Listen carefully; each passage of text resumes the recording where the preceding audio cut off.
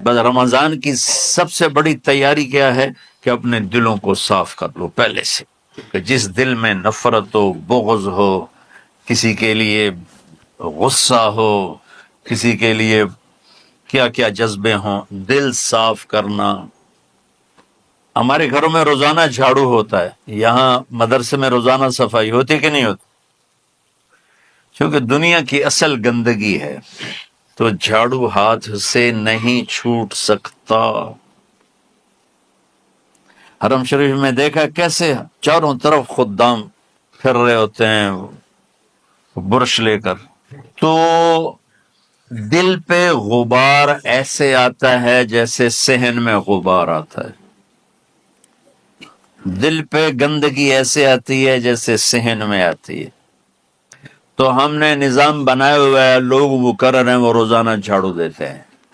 تمہارا دل ایک آنگن ہے، ایک صحن ہے، اس میں بغض، نفرت، حسد، پتہ نہیں کیا کیا گندگیاں آئیں گی اور آتی رہیں گی۔ بچوں ایک کام کرو، جھاڑو پکڑ لو، صاف کرو۔ یا اللہ معاملہ تجھ سے کرنا ہے، لوگوں سے نہیں۔ کسی نے برا کہا، کسی نے غیبت کی، کسی نے گالی دی، کسی نے دھکا دیا، کسی نے حق مارا، کسی نے کچھ کیا، یا اللہ تیرے سپرد میں نے اپنے دل کو سب سے صاف کیا، میں نے اپنے دل کو سب سے صاف کیا۔ یہ اتنی بڑی عبادت ہے کہ بڑے بڑے نفلوں والے، تہجد والے، حج عمرے روزے والے تمہیں نہیں پکڑ سکیں گے، کیونکہ اس کا کرنے والا دنیا میں کوئی نہیں ہے۔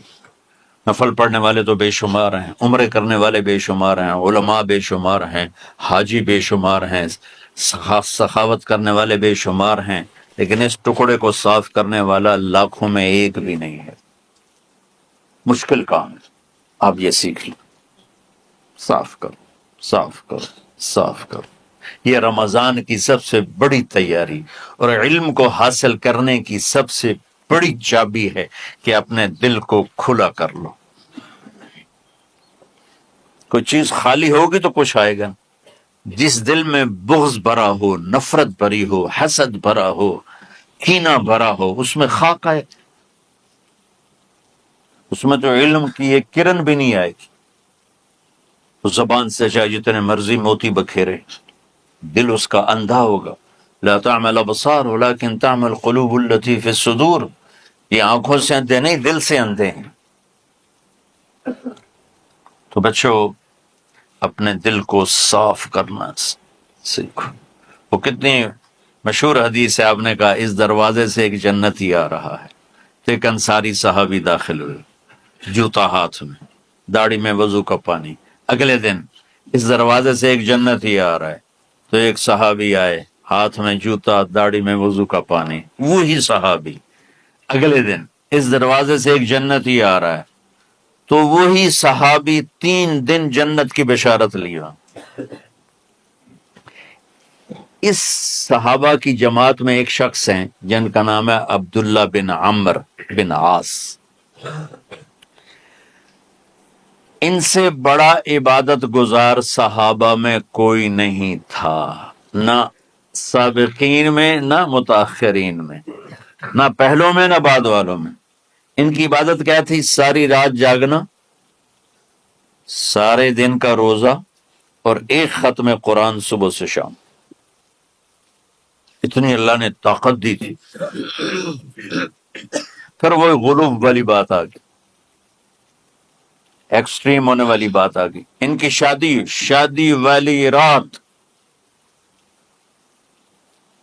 حجلہ عروسی میں داخل ہو رہے ہیں، دلہن کے کمرے میں داخل ہو رہے ہیں، اور مصلی بچھا کے اللہ اکبر، اور دن نفل تے نفل، دن نفل تے نفل۔ تو ان کی بیگم نے دیکھا تو وہ بھی خیر کا زمانہ تھا، انہوں نے بھی وضو کیا اور پیچھے مصلی بچھا کے وہ بھی فجر تک نفل پڑھتے رہے۔ صبح ہوئی تو حضرت عمر بن عاص رضی اللہ عنہ نے پوچھا، بیٹی رات کیسی گزری؟ کہا جی ماشاءاللہ آپ کے بیٹے تو بڑے عبادت گزار ہیں، ساری رات نفلوں میں ہی گزری۔ تو وہ ان کو شکایت کر دی۔ حضرت عمر بن عاص کو اتنا غصہ چڑھا، ان بیٹے کو تو کچھ نہیں کہا، کتنی حکمت کی بات ہے، سیدھے گئے اللہ کے نبی کے پاس، یا رسول اللہ یہ عبداللہ دیکھیں کیسا نادان ہے، اس کی شادی کی ساری رات نفل پڑھتا رہا۔ تو آپ کہتے ہیں ماشاء اللہ ماشاء اللہ کتنی بڑی بات ہے، نفلوں میں گزر گئی، رات بھی نفلوں میں گزر گئی۔ تو آپ نے حضرت عبداللہ بن عمر کو بلا کے ڈانٹا کہ تو نے مہینے میں 3 دن روزے رکھنے ہیں، بس اس سے زیادہ نہیں رکھنے، اور ہفتے میں 1 قرآن ختم کرنا ہے۔ کہا یا رسول اللہ میرے اندر طاقت زیادہ ہے۔ پھر اچھا 15 دن روزے رکھنے، کہ نہیں میرے اندر طاقت زیادہ ہے۔ آپ اس کو تھوڑا تھوڑا کر کے گھٹاتے رہے، اور وہ ہر دفعہ نہیں یا رسول اللہ میرے اندر طاقت زیادہ ہے۔ تو آخر میں آپ نے کہا اچھا چلو 100 داودی پہ آ جاؤ، 1 دن روزہ رکھو، 1 دن افطار کرو، اور 3 دن سے پہلے قرآن ختم نہیں کرنا۔ تو آپ نے اس کو پیچھے کیا۔ یہ بیٹھے تھے اس محفل میں، ان کے دل میں آیا کیا یہ بزرگ مجھ سے زیادہ عبادت کرتا، رات میں ساری جاگتا ہوں، دن روزہ رکھتا ہوں، 1 ختم کرتا ہوں، تو جنت کی بشارت تو مجھے ملنی چاہیے تھی، ان کو کیسے مل رہی؟ یہ کسی کتاب میں نہیں لکھا کہ یہ ان کا جذبہ تھا، لیکن جو کہ میں ان کی سیرت کو جانتا ہوں تو مجھے خیال آتا ہے کہ ان کی نفسیات میں یہ بات آئی ہوگی، کیونکہ صرف انہیں کو خیال آیا کہ میں جا کے دیکھتا ہوں کہ یہ بزرگ کیا کرتے ہیں۔ تو ان کے پاس پہنچ گئے، چاچا، ذرا وہ ادھیڑ عمر تھے، چاچا وہ میرے ابا تھوڑے ناراض ہیں، کچھ دن آپ کے پاس گزارنا کا، بیٹا بسم اللہ آ جاؤ۔ اب رات ہوتے ہی عشاء کی نماز پڑھ کے انہوں نے جلدی سے چادر اوپر لی اور یوں سراغ کر کے ان چاچا کو دیکھنے لگے ایسے کر کہ اب یہ کیا ساری رات سجدہ کرے گا، اور ساری رات روتے روتے روتے روتے مسلح گیلا ہو جائے گا، یا ساری رات رکوع کرے گا، ساری رات قیام کرے گا، ساری رات قرآن پڑھے گا، اس تصور سے یوں دیکھ رہے۔ اور وہ بزرگ صحابی تشریف لائے، سرانے پہ سر رکھا، اللہم بسمک اموت و احیا، ہو گئے۔ اب یہ دیکھ رہے ہیں ابھی اٹھیں گے، ابھی اٹھیں گے، ابھی اٹھیں گے، اٹھے نا، فجر کی اذان پہ اٹھے۔ اب یہ تو حیران پریشان ہو گئے کہ یہ کیا ہو؟ اس زمانے میں تو منافق تہجد نہیں چھوڑتے تھے ڈر کے مارے کہ پتہ نہ چل جائے ہمارے کفر کا۔ تو یہ چاچا جنت بھی لے گیا تو ستا بھی پیا کہ چلو کل دیکھوں گا۔ اگلی رات پھر چادر سر پہ کر کے یوں سوراخ کر کے لیٹے ہوئے اور دیکھ رہے۔ چاچا پھر تشریف لے اور سرانے پہ سر رکھا، اللہم بسمک اموت و احیا، ہو گئے۔ فجر کی اذان پہ اٹھے، یہ اور پریشان ہو گئے کہ میرا نبی کا فرمان تو سچا ہے، اس میں تو شک بھی کفر ہے، لیکن عمل کیا ہے جس پر اس کو جنت کی بشارت ملی؟ 2 رکعت نفل بھی نہیں۔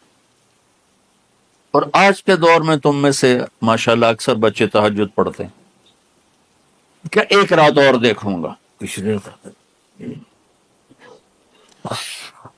اللہم بسمک اموت و احیا، ہو گئی ساری رات۔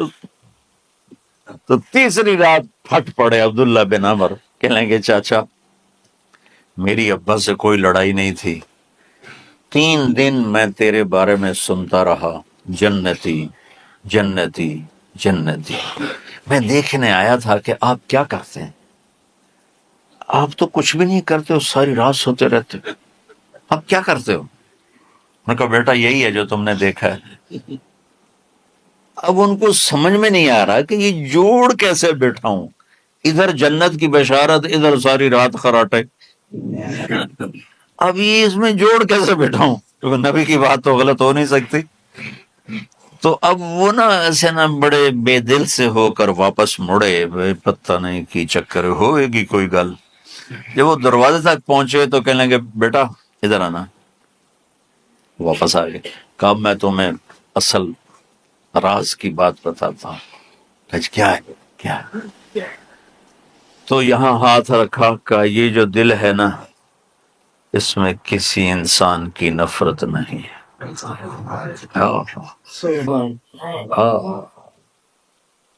اور جب اللہ کسی کو رزق دیتا ہے، عزت دیتا ہے، مجھے کبھی حسد نہیں ہوا، مجھے خوشی ہوتی۔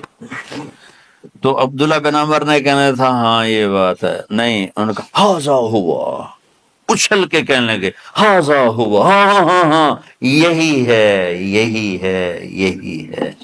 پھر کہنے لگے چاچا پر یہ میرے بس کا نہیں، کون کرے گا یہ؟ اتنے بڑے آدمی ہو کر کہہ رہے ہیں کہ یہ میرے بس کا نہیں۔ تو بچوں، دنیا میں جنتی بننا ہے اور علم اللہ سے لینا ہے تو اسے صاف کر دو، سب کی نفرت سے۔ اس نے مجھے یہ کیوں کہا، اس نے مجھے یوں کیوں دیکھا، اس نے میرے بارے میں یوں کیوں کہا، اس نے میرے بارے میں یہ کیوں لکھا۔ جس کی تعریف ہوتی میری کتنی برائی ہوتی، صرف تعریف تو نہیں ہوتی، بھرا پڑا سوشل میڈیا مجھے گالیاں دیں۔ اللہ کے فضل سے میرے دل میں ایک ذرے کے برابر کبھی کوئی منفی جذبہ نہیں آیا تو میں دھو کے صاف کر دیتا ہوں۔ یا اللہ میں نے اپنے دل کو صاف کیا، میرا معاملہ تیرے ساتھ ہے، کسی کے ساتھ نہیں۔ یہی آپ رمضان کی سب سے بڑی تیاری، علم کے حاصل کرنے کا سب سے بڑا ہتھیار آپ کو یہ نہیں ہے کہ تمہیں کتابیں یاد ہو جائیں، تمہیں اشعار یاد ہو جائیں۔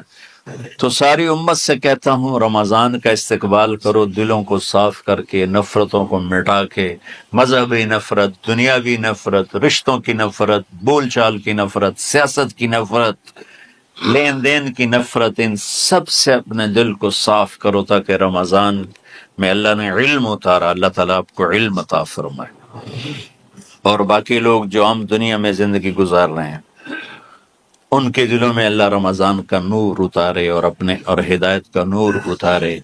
یہ سب سے بڑی تیاری ہے اس کی۔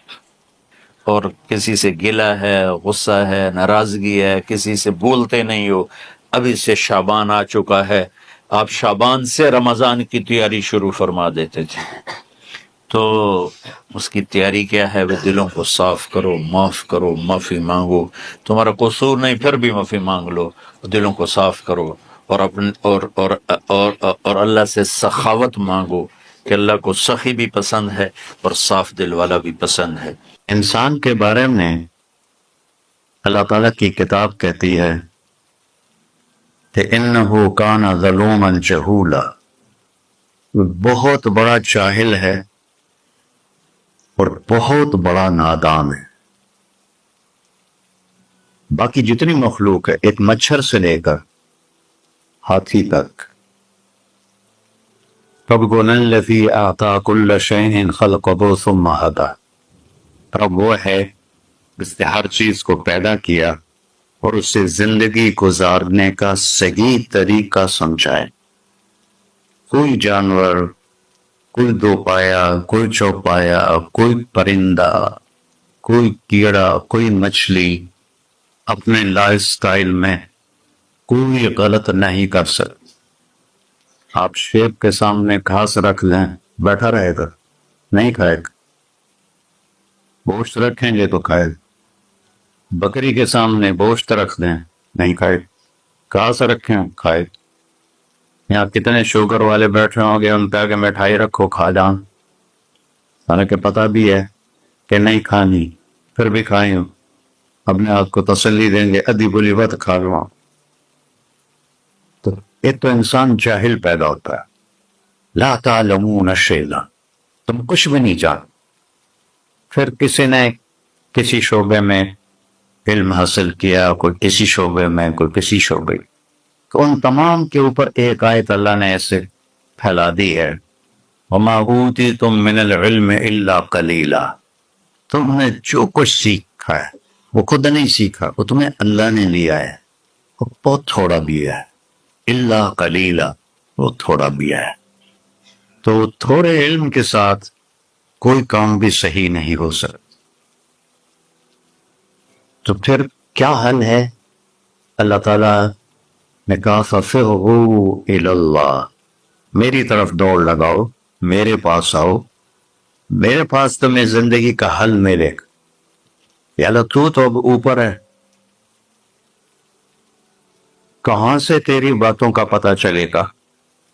تو اللہ تعالیٰ نے فرمایا لَقَدْ جَاءَكُمْ رَسُولٌ مِّنْ أَنفُسِكُمْ، تم میں ایک رسول میں نے بھیجا ہے، عزیزٌ علیہ ما عنتم، تمہیں تکلیف میں دیکھ کر اسے دکھ ہوتا ہے، حریصٌ علیکم، تمہاری خیر خواہی کا اسے حرص ہے، خیر خواہی کا لالچ ہے۔ بالمؤمنین رؤوف الرحیم، اللہ نے کسی انسان کو اپنے صفاتی ناموں سے نہیں نوازا اور اپنے نبی کو اپنے دو صفاتی نام عطا فرمائے، بالمؤمنین رؤوف الرحیم، ان ربک لرؤوف الرحیم۔ ایک طرف اللہ کہتا ہے تیرا رب رؤوف الرحیم ہے، اور زمین پر کہتا ہے میرا محبوب بالمؤمنین رؤوف الرحیم، وہ آپ کے لیے رؤوف الرحیم ہے۔ تو رؤوف بہت نرم، حد سے زیادہ نرمی کرنے والا، رحیم ہر وقت رحمت کرنے والا، ہر وقت رحمت کرنے والا۔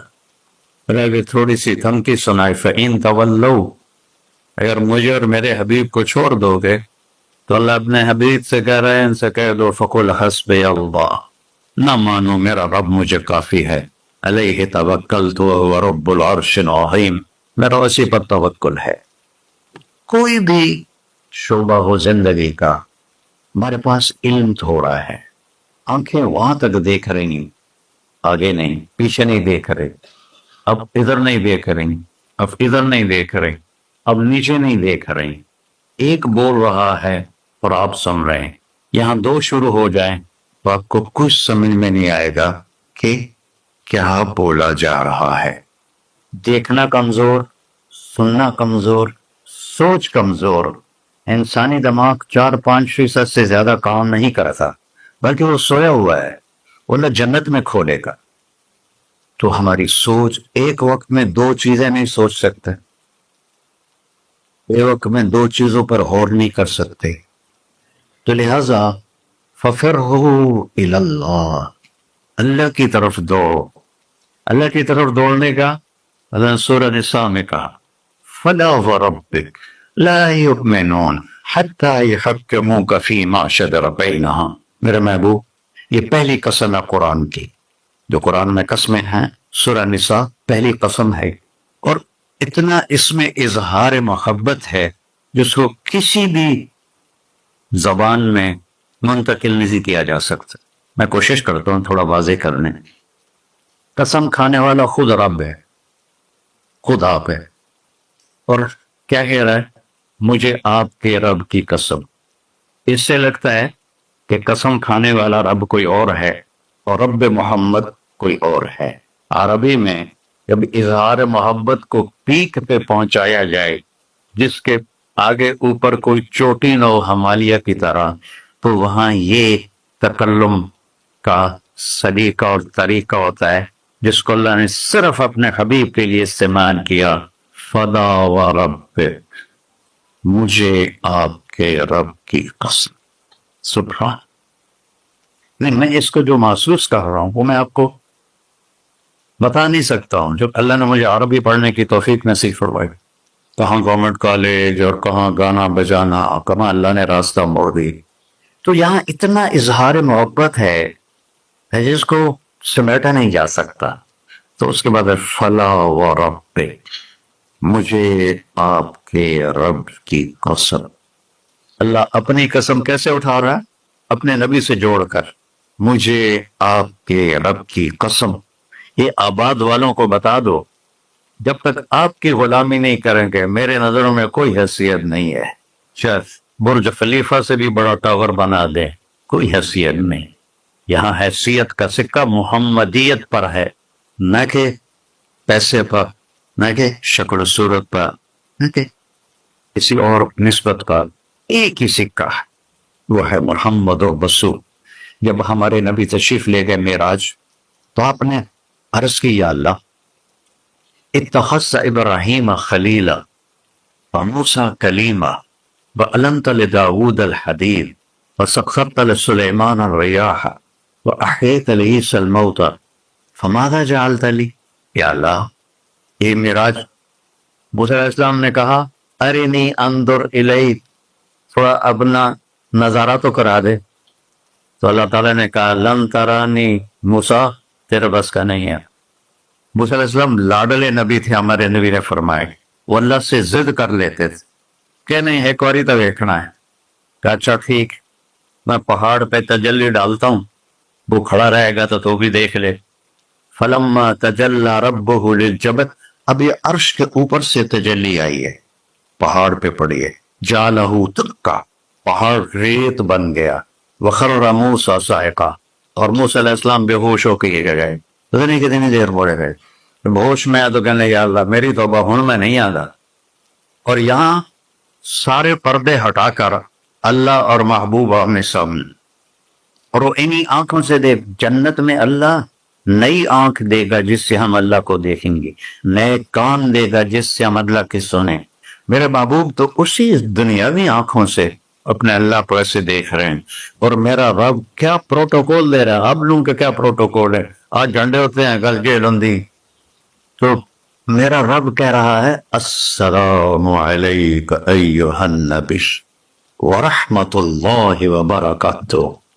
کیا سلام پیش کیا ہے میرے اللہ نے اپنے بندے کو، عبد ہے، عبدہ ورسولہ، عطیات میں پڑھتے ہیں واشہد ان محمدًا عبدہ ورسولہ، اللہ کے بندے ہیں، رسول ہیں۔ اللہ کہہ رہا ہے السلام علیک ایھا النبی، اے عزت والے نبی، ایھا نبی، ورحمت اللہ، میری رحمت، وبرکاتہ، اور میری برکتیں، اور میرے ماں۔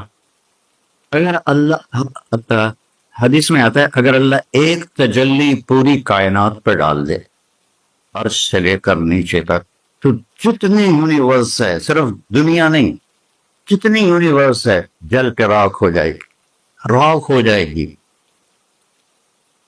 اور جو آج تک ناسا والوں نے ڈھونڈا ہے وہ 3% ڈھونڈا ہے، 97% بلیک ہے، اس کی ناسا کی رپورٹ ہے غلط ہے یا صحیح ہونے کے ذمے میں۔ یہاں سے جہاز اڑے روشنی کی رفتار 3,00,000 کلومیٹر فی سیکنڈ، 3,00,000 کلومیٹر فی سیکنڈ اڑے، اور یہاں تک 90 ارب سال پڑتا رہے تو یہ 3% کور ہوگا، تو جو 97% ہے تو نظر ہی نہیں آتا ہے۔ تو میرے نبی نے فرمایا کل کائنات جل کے راکھ ہو جائے گی، اور میرے رب نے پردہ ہٹایا تو اپنے حبیب کو اپنا آپ دکھایا، وہ انہیں دیکھ رہے ہیں، یہ انہیں دیکھ رہے ہیں، ہوش و حواس میں بات ہو رہی ہے۔ اتنی بڑی ہستی کو چھوڑ کر آپ لوگ یا میں کیسے صحیح راستے پہ چل سکتے، جن کا علم کی انتہا ہے اللہ، اور جس نے اللہ کو دیکھ لیا ہو اس کے علم کو کوئی پہنچ سکتا ہے؟ پھر آپ نے فرمایا جیسے میں آگے دیکھتا ہوں میں پیچھے بھی دیکھتا، اللہ مجھے پیچھے بھی دکھا تھا، آگے بھی دکھا تھا۔ اب نماز پڑھا رہے تھے، نماز چلنا شروع کر دیا،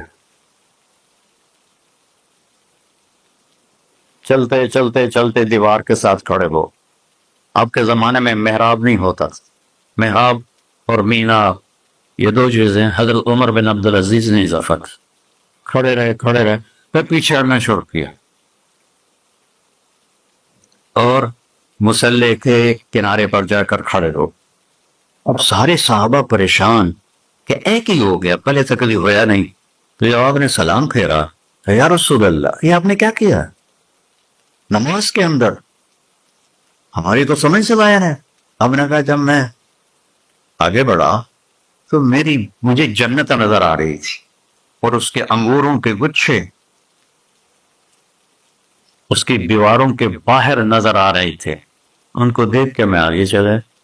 اور جنت کہاں ہے؟ 7ویں آسمان پہ فاؤنڈیشن، بغیر لوہے، بغیر بجری، بغیر سیمنٹ کے، بغیر یہ اینٹوں کے، اللہ کے امر کی فاؤنڈیشن ہے، اور اس کی چھت اللہ کا عرش ہے۔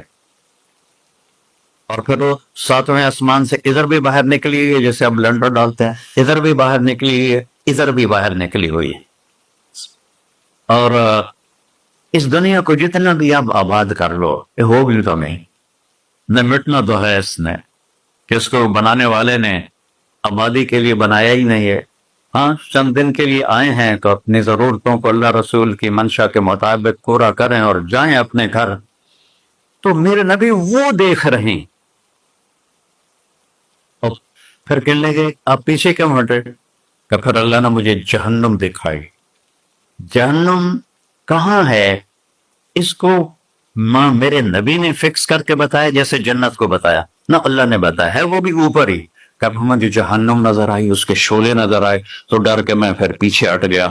اب بتاؤ، جو اتنی بڑی آنکھ رکھتا ہو آپ اس کی بات کو نہ مانیں اور بازار کی بات مانیں تو ہم سے بڑا کوئی بیوقوف ہے؟ میرا نبی کہتا